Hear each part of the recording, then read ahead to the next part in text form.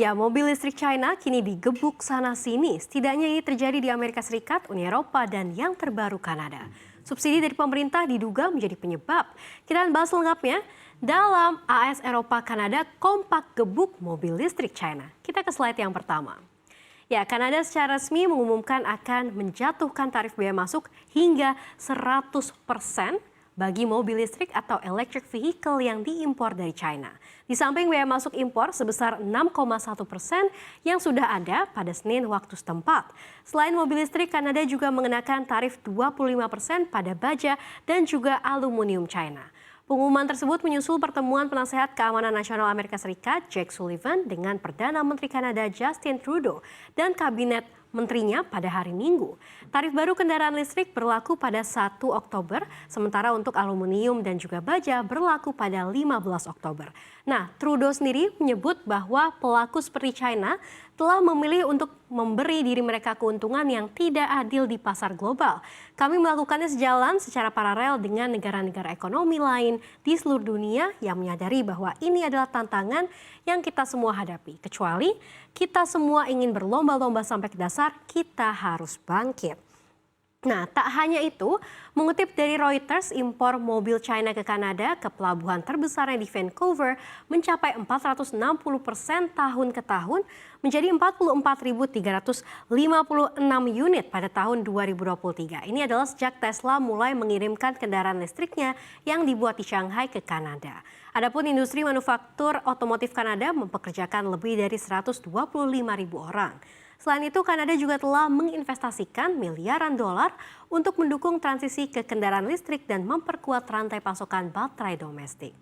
Nah, pada konferensi pers di Halifax di pantai Atlantik Kanada, Trudeau sempat menyatakan bahwa kelebihan produksi kendaraan listrik China dan subsidi besar-besaran dari pemerintah China untuk sektor otomotifnya ini mengharuskan Kanada untuk bertindak. Adapun sejauh ini belum ada tanggapan langsung dari China terkait hal ini. Sementara itu, Kedutaan Besar China di Kanada Selasa ini menyampaikan ketidakpuasan yang kuat atas rencana Ottawa untuk mengenakan tarif 100% pada impor kendaraan listrik China. Seorang juru bicara Kedubes China di Kanada melalui situs webnya ini menyebut ini akan merusak kerjasama perdagangan dan ekonomi antara China dan juga Kanada, merugikan kepentingan konsumen dan perusahaan Kanada, dan memperlambat proses transisi hijau Kanada. Nah, di sisi lain, Komisi Eropa ini mengeluarkan draft terbaru soal bea masuk ke mobil listrik buatan China pada Selasa pekan lalu. Hal ini merupakan kelanjutan aturan yang sebelumnya sudah diterapkan sementara di Juni, yakni sekitar 17 sampai dengan 37,6% di atas bea masuk yang saat ini sudah ada, yakni sebesar 10%. Nah, rencananya draft itu akan disetujui pada Oktober nanti. Dalam pernyataan terbaru, Komisi Eropa mengatakan pihaknya akan mengenakan bea masuk impor selama 5 tahun hingga 36% pada mobil listrik China. Namun ini bisa dikecualikan jika Beijing dapat menawarkan solusi alternatif atau proposal untuk mengakhiri pertikaian mengenai subsidi negara yang diklaim Eropa membuat EV China lebih murah. Khususnya Tesla yang diproduksi China, di mana kendaraan itu hanya akan menghadapi tarif impor Uni Eropa tambahan sebesar 9%. Nah, setelah eksekutif Uni Eropa menyimpulkan bahwa Tesla ini diuntungkan hanya sedikit oleh subsidi China dari produsen lain di dalam negeri tirai bambu. Hal ini sontak membuat marah pemerintah Presiden Xi Jinping. China dengan tegas menentang keras tarif tersebut seraya meneriakkan desakan agar Brussels bekerjasama dengan Beijing secara rasional dan juga pragmatis untuk menghindari eskalasi perdagangan.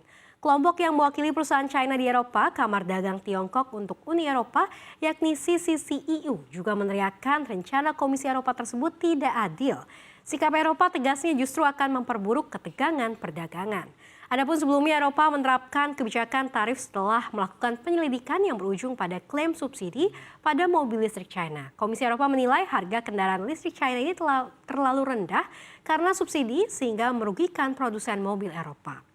Nah, Beijing sendiri sudah melayangkan banding terhadap tindakan tersebut ke Organisasi Perdagangan Dunia atau WTO. Dalam aturan sementara Juni, mobil listrik China BYD ini mendapatkan kenaikan tarif sebesar 17%, kemudian Geely 19,3% dan juga mobil listrik China lain yakni SAIC ini dikenakan tarif 37,6%. Belum diketahui jelas bagaimana nasib perusahaan mobil Eropa seperti Volkswagen dan BMW dari Jerman yang terlibat usaha patungan yang mengekspor kendaraan listrik China. Sebelumnya mereka sempat mengutarakan kekhawatiran akan kebijakan baru Uni Eropa tersebut. Menurut Atlantic Council, penjualan kendaraan listrik China di luar negeri ini naik 70% secara tahunan di tahun 2023 mencapai 34,1 miliar dolar AS atau setara dengan 526 triliun rupiah. Hampir 40% ditujukan ke Uni Eropa, penerima kendaraan listrik terbesar China.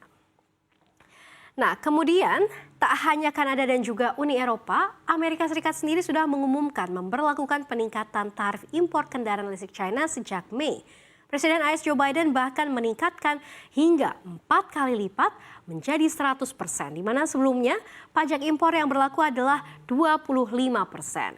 Kebijakan ini bahkan sudah resmi berlaku pada 1 Agustus 2024 yang lalu. Nah, di saat yang sama, Amerika Serikat juga menaikkan tarif impor sel surya dari China, di mana ini naik 2 kali lipat menjadi 50%.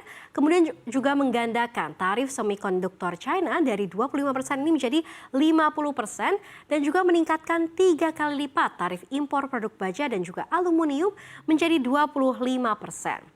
White House menyebut langkah bersamaan ini akan menaikkan tarif impor dari China senilai 18 miliar dolar Amerika Serikat.